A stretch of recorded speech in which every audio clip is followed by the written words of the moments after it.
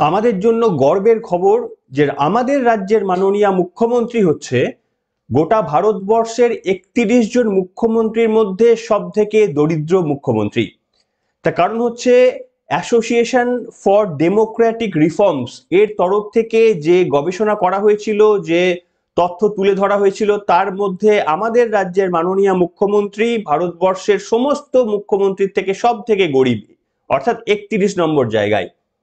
যেমন চন্দ্রবাবু নাইডু, তার যেখানে প্রায় ১,০০০ কোটি টাকার সম্পত্তি রয়েছে, সেখানে মমতা বন্দ্যোপাধ্যায়ের সম্পত্তি ১৫ লাখ টাকা, এবং এই ১৫ লাখ টাকার মধ্যে তার নগদে ছিল, মানে ভোটের সময় থেকে বোধহয় তথ্য থেকে সংগ্রহ করা হয়েছে, মাত্র ৫৯,২৫৫ টাকা, এবং ১৩.৫ লক্ষ টাকা রয়েছে তার ব্যালেন্স, সেটা বিভিন্ন জায়গায় আর কি ছিল।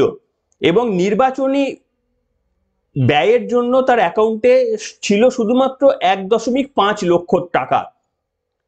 যেখানে গড় ভারতবর্ষের মুখ্যমন্ত্রীদের আয় ৫২ কোটি টাকা গড়। আমি সমস্ত ৩১ জন কেন্দ্রশাসিত অঞ্চল, রাজ্যের সমস্ত মিলিয়ে মুখ্যমন্ত্রীদের গড় আয় এডিআর অনুযায়ী, অ্যাসোসিয়েশন ফর ডেমোক্রেটিক রিফর্মস সেই অনুযায়ী ৫২ কোটি টাকা অন অ্যাভারেজ।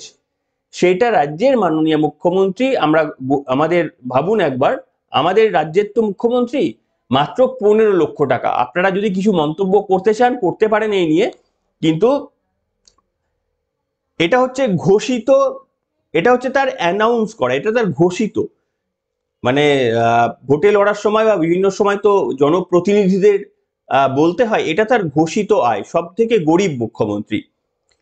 তো যাই হোক, মুখ্যমন্ত্রী নিজে বলেন যে, মানে বিভিন্ন কোটির হিসাব দেন দেখি, যে আমি এইটা নিয়ে নিই, ওটা নিয়ে নিই, পেলে এটা এত কোটি হয়ে যায়, তার ছবি অনেক টাকায় বিক্রি হয়, অনেক লক্ষ টাকায় না কোটি টাকায় বিক্রি হয়, তার লেখা, তার গান সবকিছুতেই হয়। আমি জানি না সেগুলো এই রোজগারের মধ্যে পড়ে নাকি, তিনি হয়তো সব দিয়ে দেন জনসেবাতে। তো যাই হোক, ভালো ব্যাপার, কিন্তু এইটা সত্য না মিথ্যা এই নিয়ে প্রশ্ন তো আপনাদের রয়েছে, সবারই রয়েছে, শুধু মুখ্যমন্ত্রী বলে নয়, আমাদের রাজ্যের সমস্ত আমাদের দেশের সমস্ত রাজ্যের মুখ্যমন্ত্রীকে নিয়ে তাদের অ্যানাউন্স করা বা রাজনৈতিক নেতৃত্বদের অ্যানাউন্স করা সম্পত্তি নিয়ে আমাদের সকলেরই বিভিন্ন প্রশ্ন রয়েছে। সেই প্রশ্নের উত্তর, রাজ্যের মাননীয় মুখ্যমন্ত্রীর এই প্রশ্নের উত্তর পেতে গেলে কি প্রয়োজন হবে? তার সময় কি এই উত্তর পাওয়া যাবে? না, পাওয়ার জন্য পরিবর্তন হতে হবে। আর এই যে তথ্যটা দিলাম, এটা অগাস্ট মাসে এই মানে সেটাকে এই রিপোর্টটি ছাপা হয়েছিল, মনে করিয়ে দিলাম, তার কারণও রয়েছে, আজকের পর্বে ব্যাখ্যা করব। নমস্কার, আপনাদের সকলকে স্বাগত জানিয়ে শুরু করছি অত্যন্ত গুরুত্বপূর্ণ একটি খবর।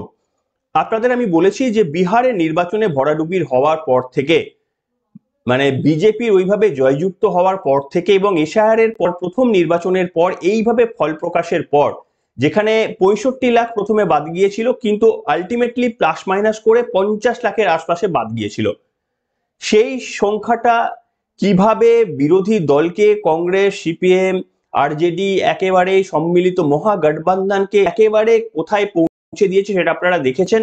এমনকি এর কারণে লালু প্রসাদ যাদবের বাড়ির মধ্যে অশান্তি লেগে গেল। তার মেয়েরা বললেন, মানে তাদেরকে অপমান করা হয়েছে, যে মেয়ে কিডনি দিয়েছিলেন তাকে পর্যন্ত নাকি অপমান করে বের করে দেওয়া হয়েছে, এরকম বিরাট অ্যালিগেশন। মানেটা বুঝতে পারছেন কেন বললাম? এর মানেটা হচ্ছে যে আপনি যখন হারবেন, আপনার কাটাছেঁড়া, আপনার ইতিহাস, আপনার ভূগোল, আপনার বিজ্ঞান সবকিছু প্রকাশ্যে আসবে, তার আগে নয়। সেই কারণে পশ্চিমবঙ্গে আমাদের এই পরিবর্তনটা যখন হবে, সেই পরিবর্তনটা হতে তো তৃণমূল কংগ্রেস এত সহজে দেবে না। তার কারণ অন্য রাজ্যে পরিবর্তন মানে শুধু ক্ষমতা থেকে সরে এসে বিরোধী আসনে বসা, কিন্তু তৃণমূল কংগ্রেস নামক দলটা জানে যে তাদের পশ্চিমবঙ্গ থেকে হেরে যাওয়া মানে কিন্তু বিরোধী আসনে বসার মতো লোক থাকবে না। তারা কোথায়, কে কোথায় কোন জায়গায় আসন পাবেন সেটা আপনারা জানেন।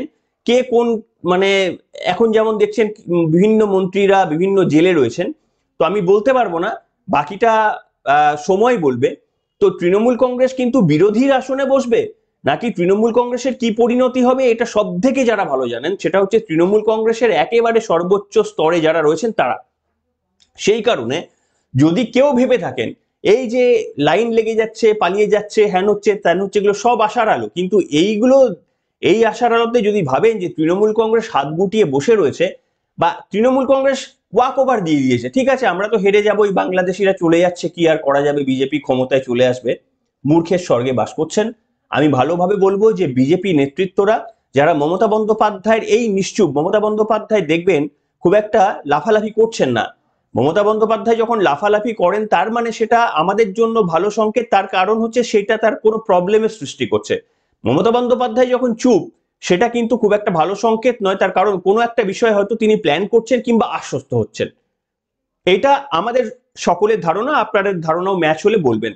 এইখানে আপনাদের আমি বলবো আগামী সম্ভবত 6 তারিখে সংহতি মেলা, সংহতি যাত্রা শুরু করবে তৃণমূল কংগ্রেস, অভিষেক বন্দ্যোপাধ্যায়, মমতা বন্দ্যোপাধ্যায়, এবং তারা সেই সংহতি মেলা করবেন, সেই নিয়ে বলবো। তার আগে আমি আপনাদের সামনে দেখাবো গতকালের ওই যে দেখিয়েছিলাম বাংলাদেশে যাওয়ার, বসিরহাট চেক পয়েন্ট বা বিভিন্ন চেক পয়েন্টে বাংলাদেশে যাওয়ার যে হিড়িক, তারা কিভাবে কি বক্তব্য রাখছে একবার শুনুন। তাদের জিজ্ঞাসা করা হচ্ছে কিভাবে এসেছিলেন, বলছে ওই চলে আসলাম, হাঁটতে হাঁটতে চলে আসলাম। ভেবে দেখুন একবার, হাঁটতে হাঁটতে চলে আসলেন, কেউ কাগজ বানিয়েছেন, কেউ কাগজ বানাননি, বানাতে পারেননি। এই 5 মাস 6 মাস আগেও এসেছেন, অর্থাৎ কন্টিনিউয়াস এই ইনফিলট্রেশনসটা হতেই চলেছে। শুনুন বক্তব্য। ও মাসি, কলকাতায় কোথায় থাকতে? বলা হয়েছে একবার বলেছি। হ্যাঁ, একবার বাংলায় বলে দাও, কোথায় থাকতে কলকাতায়? হ্যাঁ, দমদমে। দমদমে। বাংলাদেশে কোথা থেকে এসেছো? বাংলাদেশে যশোর। যশোর থেকে কবে এলে? 5 মাস। 5 মাস আগে এসেছো? কিভাবে এলে? এই হাঁটতে হাঁটতে চলে আসলাম আর কি বলবো। এই যে বর্ডার ক্রস করলে কোনো নথি ছিল না, লিগাল ডকুমেন্ট কিছু ছিল না? ছেলে দেখেনি। কেউ দেখতে চায়নি? না, তখন আর কেউ দেখতে চাইছে না। আর এখন যে তোমরা চলে যাচ্ছ, কিসের ভয় চলে যাচ্ছ? এই ভয়তে চলে আসলাম। কিসের ভয়তে? এসআই। এসআইআর এর ভয়তে চলে যাচ্ছ? এখানে থেকেছিলে যখন, তখন কোনো লিগাল ডকুমেন্ট কিছু বানিয়েছিলে? না, বানিয়ে নি। তোমার নাম কি? ফাতেমা। তোমার নাম কি? আমার নাম সমীর মোড়ল। কবে এসেছো এপারে? আমি 2010 সালে আসি। 2010 থেকে এতদিন 2025 অব্দি এখানে থেকেছো, কোনো পেপার নেই? না, আমার কিছু নেই। শুনলেন, কন্টিনিউয়াস এই 5 মাস আগে পর্যন্ত একজন বক্তব্য শোনালাম, তিনি 5 মাস আগে এসেছেন, অর্থাৎ 2 মাস 3 মাস 15 দিন আগেও জানি, এখন হয়তো এই 1-2 মাসে এশায়ার এর জন্য আসছেন না। আপনারা এটাও বলতে শুনলেন যে এশায়ার এর জন্য তারা চলে যাচ্ছেন। মানে এই এশায়ারটা কত বড় অ্যান্টিডোট পশ্চিমবঙ্গ মানুষের জন্য, সেটা যারা পশ্চিমবঙ্গে ভারতবর্ষকে ভালোবাসেন, তৃণমূল বিজেপি ছেড়ে দিন, যারা ভারতবর্ষকে ভালোবাসেন তারা বুঝতে পারবেন যে নির্বাচন কমিশন বা আমাদের সংবিধান কত বড় একটা হাতিয়ার আমাদের জন্য রেখে দিয়েছেন, যে এই একটা হাতিয়ারে পিল পিল করে লোক মানে বেরিয়ে যাচ্ছে। শুভেন্দু অধিকারী বলেছিলেন সাপের গর্তে কার্বলিক অ্যাসিডের সঙ্গে তুলনা করেছিলেন, অনেকে আবার মাথায় উকুনের ড্রপ দিলে উকুন বেরিয়ে যায়, এই সমস্ত তুলনা করছেন। পিল পিল করে বেরিয়ে যাচ্ছে, মানে সঠিকভাবে সংবিধানের অস্ত্র প্রয়োগ করলে যে কাজ হয় এশায়ার তার প্রমাণ। কিন্তু ওই আমাদের নির্বাচন কমিশন 2003 সালে করেছিল, 2025-এ করছে। বাদবাকি 15 বছর মমতা বন্দ্যোপাধ্যায়ের মতো সৃষ্টি করা রাজনৈতিক দলগুলোকে অত্যাচার করার জন্য, আমাদের পশ্চিমবঙ্গবাসীর মতো বিভিন্ন জায়গায় অত্যাচার করার জন্য এই 10 বছর 15 বছর ছেড়ে দেয়, 20 বছর ছেড়ে দেন। তো যাই হোক, আমি এখানে বিরোধী দলনেতা শুভেন্দু অধিকারীর কিছু তথ্য দেখাবো। তার কারণ হচ্ছে তিনি বারবার বলেছেন, মানে জহর সরকার, তৃণমূল কংগ্রেসের একসময় এমপি ছিলেন রাজ্যসভার, সেই জহর সরকার বলেছেন যে ঠিকঠাক এশায়ার হলে 1 কোটি নাম বাদ যাবে। কে বলেছে? জহর সরকার শোনাবো। তার আগে একটা ছোট্ট উপদেশ আপনাদের সামনে দেব। নির্বাচন কমিশন একটা নোটিশ দিয়ে জানিয়েছেন কেউ ওটিপি শেয়ার করবেন না। বিএলওরা বাড়ি বাড়ি ফর্ম দিয়ে যাচ্ছে, এই ফর্ম দেওয়ার পর তারা বাড়ি চলে যাচ্ছে আপনাদের কাছে, পরে কল আসতে পারে যে আমি নির্বাচন কমিশন থেকে বলছি, আমি এই বিএলও বলছি, আমি এরকম বিভিন্ন রকম কল আসতে পারে। এবার তারা আপনার মোবাইল নাম্বারে একটা ওটিপি চেয়ে বলবে যে ওটিপিটা বলুন, তার কারণ লিঙ্ক হচ্ছে না, আপনার লিঙ্ক পাওয়া যাচ্ছে না, লিঙ্ক করিয়ে দেব। দয়া করে কোন রকম ওটিপি দেবেন না, তার কারণ নির্বাচন কমিশন স্পষ্টভাবে জানিয়েছে তারা ওটিপি চান না। ঠিক এইভাবে রাজনৈতিক নেতৃত্বরাও প্রতারণা করতে পারে, কিংবা আবার এই বিভিন্ন অর্থনৈতিক চক্রে যারা জড়িয়ে রয়েছেন তারাও কিন্তু এটাতে নতুন করে ফাঁদ পেতে পারেন। দয়া করে কেউ এটাতে পা দেবেন না, আমি পরবর্তীকালেও আবারও মনে করিয়ে দেব জনস্বার্থের জন্য। তো যাই হোক, বিরোধী দলনেতা শুভেন্দু অধিকারীর বক্তব্য জহর সরকারের এই প্রতিক্রিয়া হিসাবে যে টুইট করেছেন যে ঠিকঠাক এশায়ার হলে 1 কোটি নাম বাদ যাবে, এই প্রসঙ্গে বিরোধী দলনেতা কি বলতে চাইলেন শোনাবো আপনাদের।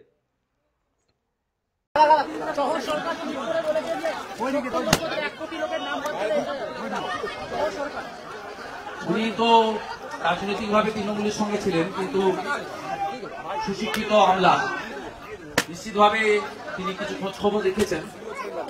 আর উনি একটা সময় সিও ছিলেন, উনার ধারণা আছে, অভিজ্ঞতা থেকে বলেছেন। কিন্তু আমরা প্রথম থেকেই বলেছি যে ঠিকঠাক করে এসআইআর হলে 1 কোটির বেশি এখানে, কারণ 2002 যে লাস্ট এসআইআর 26 লাখ দেওয়া হয়েছিল, তারপরে প্রচুর অনুপ্রবেশকারী ঢুকেছেন। আর এই মৃত ভোটগুলো তৃণমূলী বিকেলবেলা ক্যামেরা বন্ধ করে ছাপা হয়। স্বাভাবিকভাবে কার অঙ্ক মিলবে জানি না।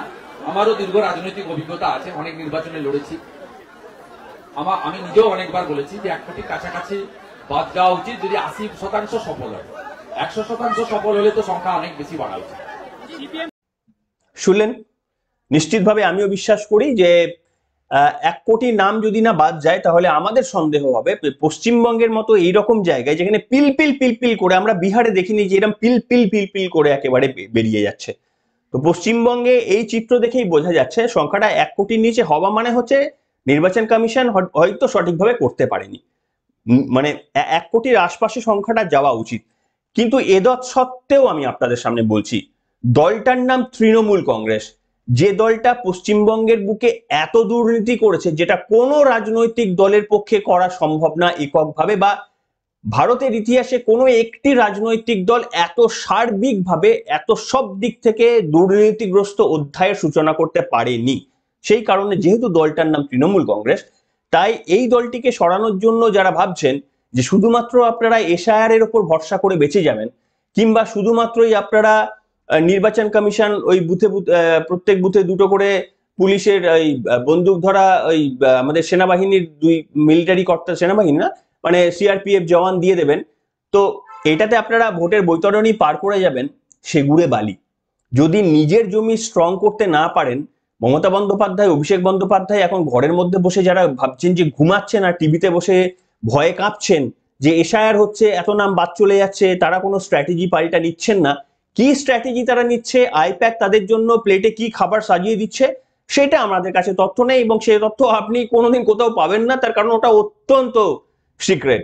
কিন্তু যদি এটা ভেবে থাকেন যে না তিনি এখন তো রিটায়ারমেন্টের মুডে, তো এমনিই মুখ্যমন্ত্রী পদ থেকে তিনি সরে যাবেন, তাই তিনি বসে আছেন বাড়িতে, সিনেমা দেখছেন বা সিরিয়াল দেখছেন, এমনি তিনি সিরিয়াল দেখেন বলেছেন, বারবার স্টার জলসা বলসা দেখেন বলেছিলেন, তো যদি ভাবেন যে এটা করছেন মূর্খের স্বর্গে বাস করছেন। আমি স্পেশালি বলছি তাদের জন্য যারা সক্রিয়ভাবে চেঞ্জ করার চেষ্টা করছেন, তাদের জন্য এই বার্তা আমার।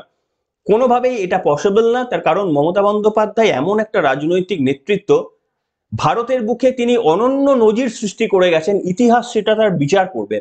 মমতা বন্দ্যোপাধ্যায় যে মানে মানে কীর্তিকলাপটা করলেন, ভারতের কোন রাজনৈতিক নেতৃত্ব এই কীর্তি স্থাপন করে যেতে পারেননি। সেই কারণে এত সহজে তৃণমূল কংগ্রেস হেরে যাবে, এত সহজে একেবারে বিজেপির জন্য গোলপোস্টটা ছেড়ে গিয়ে তৃণমূল কংগ্রেস বাইরে বসে আছে বলে যারা ভাবছেন তারা ভুল বলছেন। হ্যাঁ, এই তথ্য নেই বলে আপনাদের সামনে দিতে পারলাম না, কিন্তু আমি গেস করে কয়েকটা বলতে পারি, আমি স্ট্র্যাটেজি সাজিয়ে আপনাদের সামনে ডেফিনেটলি বলে দিতে পারি যে তৃণমূল ঠিক কি ভাবছে।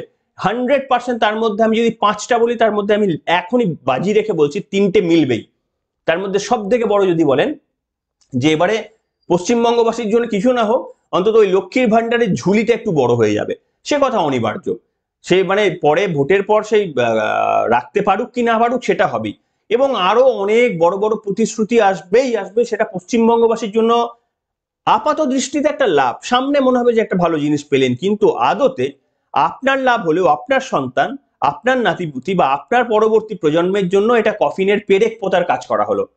তো সেইটা যদি না আপনারা বুঝতে পারেন, আমরা বুঝতে পারি, তাহলে নিশ্চিতভাবে আমাদের ভবিষ্যতের জন্য যা রেখে যাচ্ছি আমরা, ওরা কোনোদিন আমাদের ক্ষমা করবে না। যদি বিশ্বাস করেন তাহলে গলা মেলাবেন, যদি বিশ্বাস না করেন তাহলে নিশ্চিতভাবে সমালোচনা করবেন। তার কারণ গণতান্ত্রিক পদ্ধতিতে এর বাইরে তো তর্ক বিতর্ক তো আর কিছু হতে পারে না। তৃণমূল কংগ্রেস খুন মারামারি যে কাজ করে সেটা তো আর গণতান্ত্রিক বলা যায় না। তো আপনারা লিখে জানাবেন এই যে তথ্য শুভেন্দু অধিকারী বলছেন, সেটা নিশ্চিতভাবে 1 কোটি নাম যদি বাদ যায় তাহলে অবশ্যই মার্জিন কমে যাবে, যেহেতু তৃণমূল কংগ্রেস আর বিজেপির মধ্যে 40 লক্ষের মার্জিন, অঙ্কের হিসাব বলছে 1 কোটি যদি বাদ চলে যায় তাহলে খুব স্বাভাবিকভাবেই সেখানে তৃণমূল কংগ্রেসের জায়গা মুখ থুবড়ে পড়ারই কথা। কিন্তু রাজনৈতিক নেতৃত্বের নাম মমতা বন্দ্যোপাধ্যায়, যিনি 15 লক্ষ টাকা তার মানে সার্বিক আয় দেখিয়ে রেখেছেন, কাজে এত সহজে মমতা বন্দ্যোপাধ্যায়কে যারা ভাবছেন হেরে যাবেন, জাপানের ইয়োকোহামা বিশ্ববিদ্যালয় থেকে যিনি ডিলিট আদায় করতে পারেন, কিংবা কলকাতা বিশ্ববিদ্যালয় বা সেন্ট জেভিয়ার্স যারা ডিলিট দিতে পারেন রাজ্যের মাননীয় মুখ্যমন্ত্রীকে, আরো মানে এত নজির যিনি সৃষ্টি করে গেছেন, তিনি এত সহজে হেরে যাবেন, আপনাদের হাতে মানে ব্যাটন তুলে দিয়ে একেবারে রাজনৈতিক সন্ন্যাস নিয়ে নেবেন, এটা যারা ভাবছেন তারা রাজনীতিতে একেবারেই নবাগত। আমার জানা নেই যে শুভেন্দু অধিকারীরা এটা ভাবছেন তো, এর জন্য প্রিপারেশন নিচ্ছেন তো, এর জন্য প্র্যাকটিস করছেন তো, না হলে ওই একেবারে খেলার শেষ মুহূর্ত পর্যন্ত ওই একেবারে আগের বারে যেটা হচ্ছিল আর কি, আর্জেন্টিনা এইবারে যে লাস্ট ফুটবল বিশ্বকাপটা হলো আর্জেন্টিনার ফ্রান্স, আর্জেন্টিনা প্রায় জিতে আসছিল, একেবারেই এক্সট্রা টাইমে গিয়ে ফ্রান্স আরো 2টো গোল পুরে দিল, 2টো গোলে এগিয়েছিল, 2টো গোল পুরে দিল। এই সিচুয়েশন কিন্তু হতে পারে। তা সেই কারণে বলবো যে সব দিক থেকে প্রিপারেশন যদি না রাখেন, তৃণমূল কংগ্রেস মতো একটি রাজনৈতিক দলকে হারানোটা এত ইজি নয়। প্রিপেয়ার থাকুন, এটাই আমার আজকে বলার বক্তব্য ছিল সকলের কাছে। আর ওটিপি কেউ শেয়ার করবেন না বিএলওদের সাথে, তারা বিএলওরা ওটিপি আপনার কাছে চাইবেন না, যারা চাইবেন তাদেরকে নিশ্চিতভাবে নির্বাচন কমিশনের নোটিশটা দেখিয়ে দেবেন, বলবেন যে ওটিপি দিতে পারবো না। এনিওয়ে, এখনকার মতো এখানে।